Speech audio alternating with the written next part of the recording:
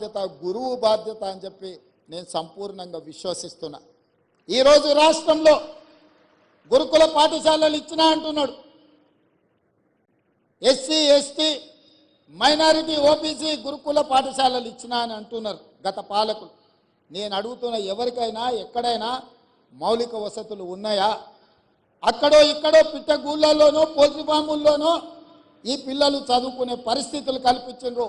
అందుకే ఒక model residential విధానాన్ని తీసుకురావాలని మొట్టమొదటి ప్రయోగంగా కొడంగల్ శాసనసభ నియోజకవర్గంలో దాదాపుగా 25 ఎకరాలలో 150 కోట్లతోని SC ST minority and OBC residential schools అన్నిటినీ ఒకే క్యాంపస్లో ఒక యూనివర్సిటీ మోడల్లో నిర్మిస్తున్నాం.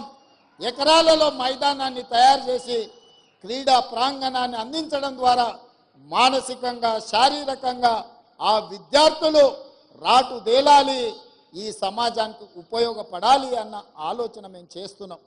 అందుకే ఈ రాష్ట్రంలో 119 శాసనసభ నియోజకవర్గాలలో ఎక్కడ అవకాశం ఉన్నా ఈ నమూనాతో ఒక క్యాంపస్ను క్రియేట్ చేయాలి, పేద విద్యార్థులకు విద్యను అందించాలన్న ఆలోచన మా రాష్ట్ర ప్రభుత్వం చేస్తున్నది.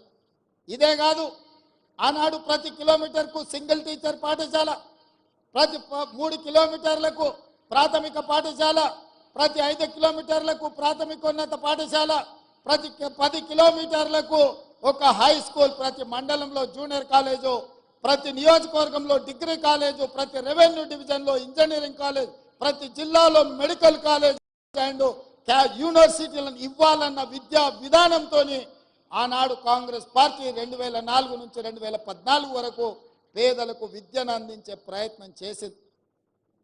ఈ గత 10 సంవత్సరాలలో గత ప్రభుత్వం ఒక్క డిఎస్సి నోటిఫికేషన్ ఇస్తే 2004 నుంచి 2014 వరకు 4 డిఎస్సి నోటిఫికేషన్లు ఇచ్చి 1,00,000 మంది టీచర్ల నియామకాలు చేపట్టి పేద విద్యార్థులకు విద్యను అందుబాటులోకి తీసుకొచ్చింది.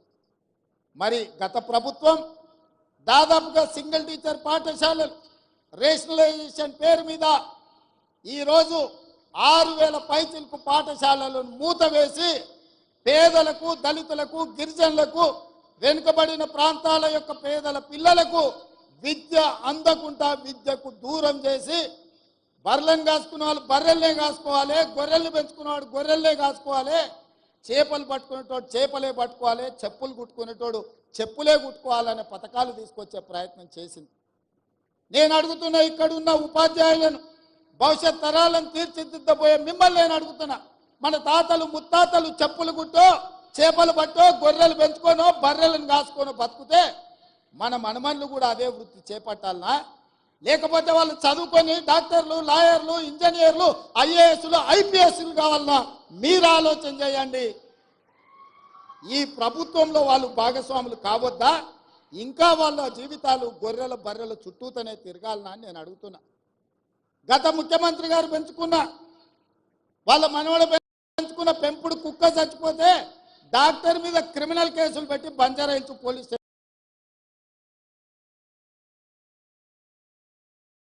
స్టేషన్లో లోపలేపించారు. వాళ్ళ పెంపుడు కుక్కకు జ్వరం వస్తే డాక్టర్ చూడలేదని ఆ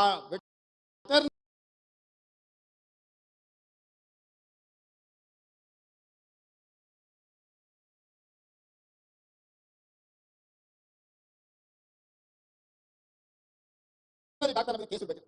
మరి వాళ్ళ ఉద్యోగాలు నాకు 100,000 మంది విద్యార్థులు ఆత్మహత్య చేసుకుంటుంటే వాళ్ళని ఉదయాలా లేదా మీరు ఒకసారి ఆలోచన చేయండి.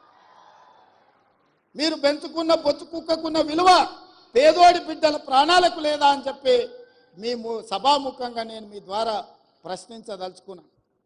ఆలోచన విధానం, పాటిస్తున్న విధానం ఫ్యూడల్ విధానం. ఫ్యూడల్ విధానంలో మార్పు రావాలి. పేదవాడికి విద్య చేరాలి. విద్య ఒక్కటే మన జీవితాలలో వెలుగు నింపుతుంది. చదువుకోవడం ద్వారా ఈ ప్రపంచానికే మనము ఏదైనా కావచ్చు, ఎక్కడికైనా చేరవచ్చు.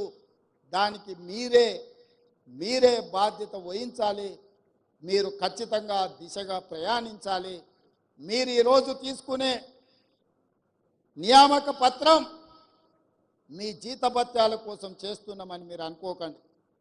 ఈరోజు టీచర్ల వృత్తిని ఎన్నుకోవడం అంటే సామాజిక బాధ్యతను మీరు తీసుకుంటున్నట్టుగా ఈ సామాజిక బాధ్యత ఈ సమాజాన్ని నిర్మించి వందలాది బిడ్డలు ఎవరైతే తెలంగాణ కోసం ఆత్మ బలిదానాలు చేసుకున్నారో వాళ్ళ ఆశయాలను మనం గుర్తు చేసుకోవాలి, స్మరించుకోవాలి.